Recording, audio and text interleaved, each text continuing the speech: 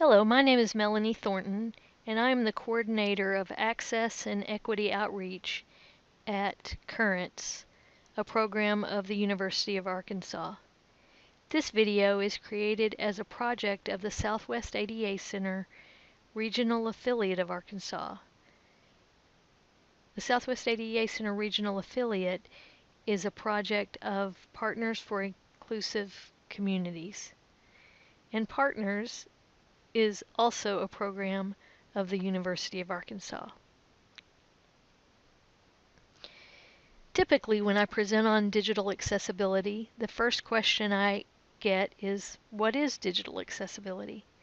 So let's start there.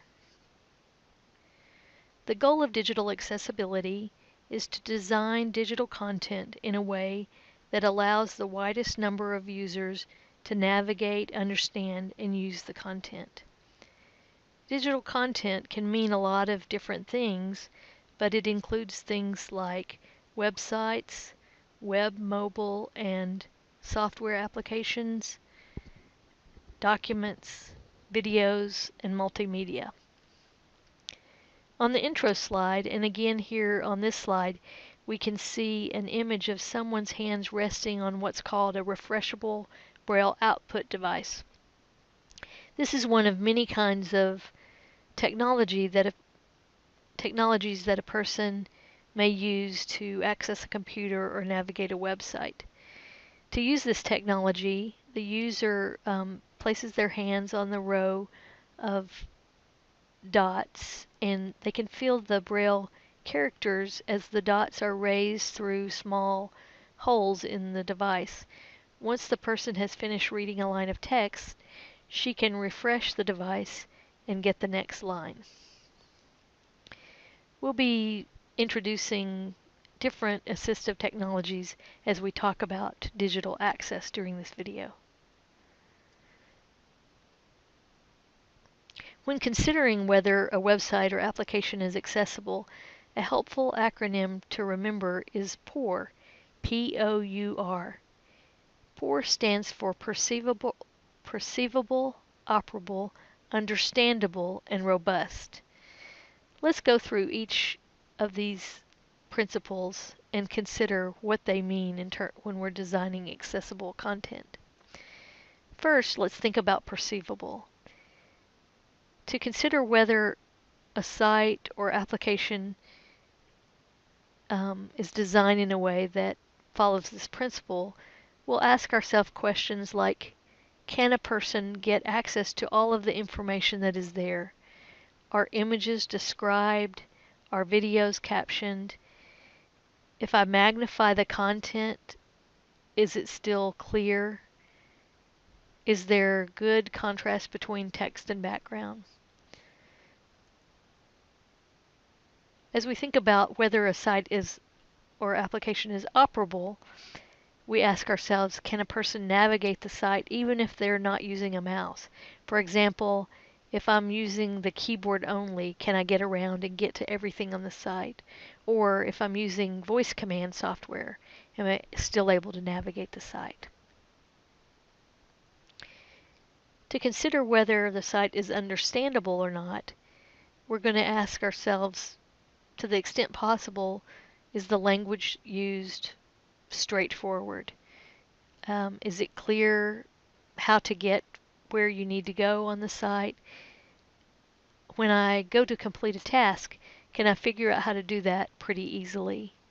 And finally, are the links labeled in ways that are meaningful?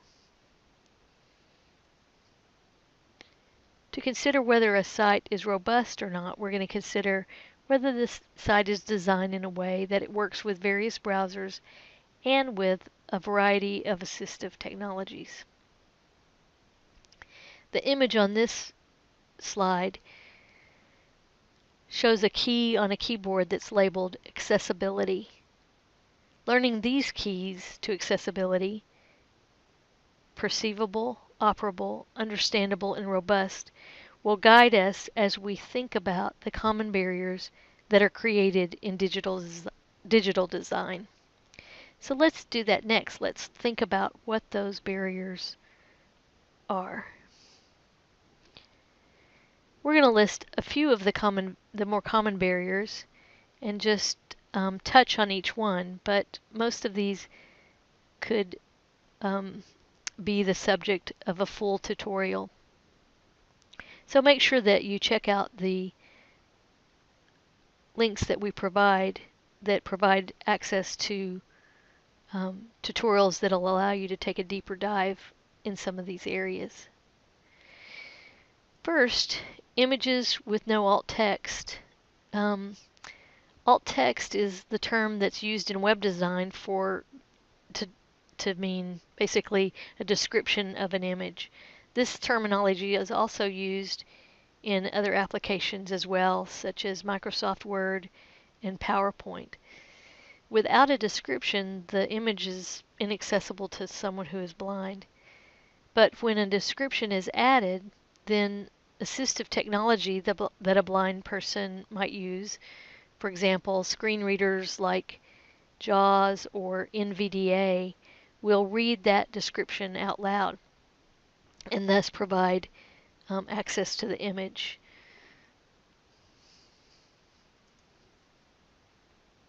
Another barrier is poor contrast.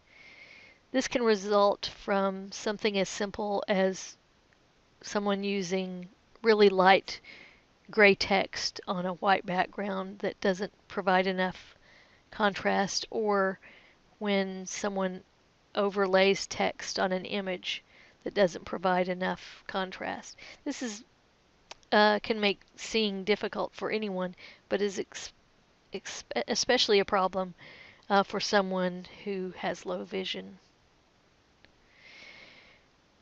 When links are not descriptive, this can also be a problem.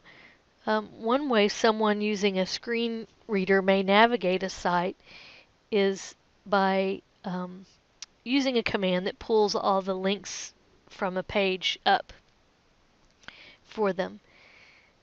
When a site has a lot of links like click here or read more, this is not very helpful. So it's best to use enough information that with the link alone, a person kind of has a sense of where that link will take them. Not using heading levels appropriately also makes it difficult to navigate and make sense of a web page or a document. In web design and also in document design, we can use heading levels to create our headings, but many people apply visual differences such as making a heading bold or changing the color or using italics, but they don't actually use the heading levels that are available, so that the headings are really not structured as true headings. We can use headings all the way from heading level 1 to heading level 6 in a document or on a web page, but often this tool is ignored. If you think about for a minute, if you as a sighted person, you grab a newspaper, you're likely to read the large headings and find what article you'd like to read more about. Imagine now if you grabbed a newspaper and all of the text on the page was exactly the same size and there's no spacing available to even differentiate a heading from a paragraph. That's kind of the experience of a site that's designed without the use of proper headings. There's a lot of text, but it's difficult to determine what's important and to figure out where to spend one's time. Another common barrier is drop-down menus that require a mouse to operate. Next time you go to a web page that has drop-down menus, this is the kind of menu that when you hover over a link, for example, you might hover over services and a list of services drops down. When you run across that, try navigating to that using the tab key and see if you can get to all the links that are in that drop-down menu. Often pages are coded in such a way that makes navigating to those with a keyboard impossible. The image on this page shows someone using a laptop, and this is just a reminder that even if a person is not using any external technology or software like a screen reader, they may still be using their computer in a way that makes accessible design essential.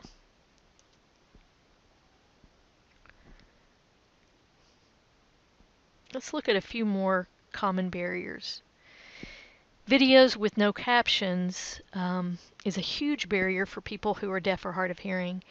A lot of people mistakenly think that the automatic captions that appear in YouTube provide equal access, but this is just not the case. Many times the captions that come up are inaccurate, and even when they are more accurate, they don't provide the contextual information that makes them usable. There's often no punctuation. Well, there is no punctuation. It's just one long run-on sentence. And then there's no information about when speakers change from one to another, who's speaking, or other auditory information. If there are noises in the background, for example, that would be helpful to understand what's happening in the video. The image on this slide is a still captured from a video that is captioned. It's not really that hard to add captions, and there are lots of user-friendly tools that can help you add captions to the videos you're creating. Again, check out the resources provided below this video for some great tools for doing that. More and more common are videos that are purely visual without having any narration. For example, a video may have music playing in the background and then have a series of statistics that appear one after the other on a screen. Or you've seen the videos where someone's holding up a series of signs with words handwritten on them.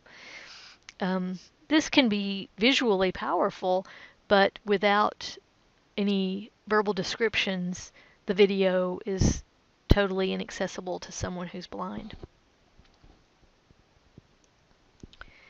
Finally, Word, PDF documents, and PowerPoint presentations can be designed in ways that are accessible or inaccessible. These documents are often shared on websites, so it's important that they're created in ways that are accessible.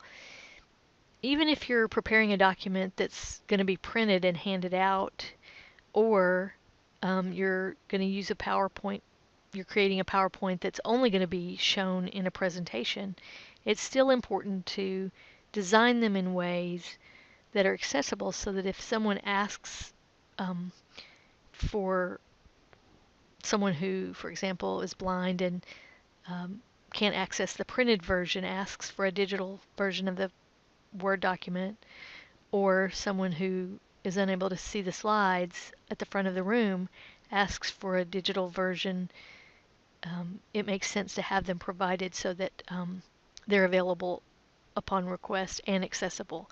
And it's a lot easier to design things in a way that's accessible from the beginning rather than trying to do it after the fact.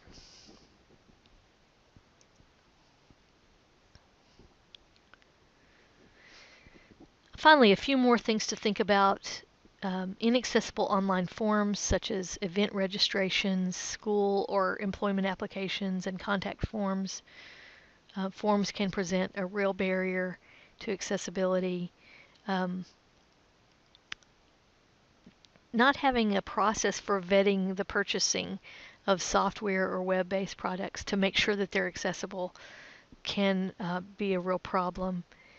And it's so much easier to make sure that happens on the front end than to get a product and then try to figure out how to provide access to your customers or students or employees. And then finally, just other inaccessible digital products like chat tools or smartphone apps. The image on this slide shows someone holding a smartphone app. There's a lot of assistive technology or software that is available on smartphones or for smartphones, but if apps are not designed to be accessible, then the user is still excluded. So speaking of excluded users, let's look a little bit more at who can be excluded by inaccessible digital design. We've talked about people who are deaf or hard of hearing, people who are blind or low vision. We haven't yet talked about people who are deaf-blind, but I will say that people who are deaf-blind are likely to use the Braille output device that I mentioned earlier. We've talked about people with motor-related disabilities, people who navigate a site with the keyboard only or using other technologies, pointer devices, or voice commands to navigate a site. People with dyslexia who may use a text-to-speech software that reads out the text on a website. And finally, people who are colorblind. We've mentioned good contrast being important. That can be helpful to people who are colorblind. And it's also important to make sure that color alone is not used to convey meaning. For example, if you had symbols, use red dots and green dots to symbolize something on a map. You might instead want to use red stars and green dots so that with or without seeing that color, you know the difference between those two items on the map. So who are digital designers? Well, in reality, it's almost all of us. Just about everyone creates documents using Microsoft Word or other word processors. Most of us use PowerPoint or other presentation software. A lot of people convert documents to PDF, and more people are creating their own videos. So we can all play a role in creating a more accessible digital world. So the question is then, what can you do? Even if you're not a web or software designer, there are lots of things that you can do to create, to begin to create a more accessible digital world. One thing is just simply to learn how to make your own documents and presentations accessible. Learn how to caption any videos that you might create. Make sure that accessibility is included in the development and purchasing workflows in your organization, and simply speak out about digital access in your organization. I'd like to end with this quote by Judy Heumann, the State Department Special Advisor for Disability Rights, who's pictured here on this slide. She says, "Disability only becomes a tragedy when society fails to provide the things we need to lead our lives." The web and digital environments actually offer the power of creating a more inclusive world than has been possible historically. But it's only true if we're intentional about making sure that we design things in ways that are accessible.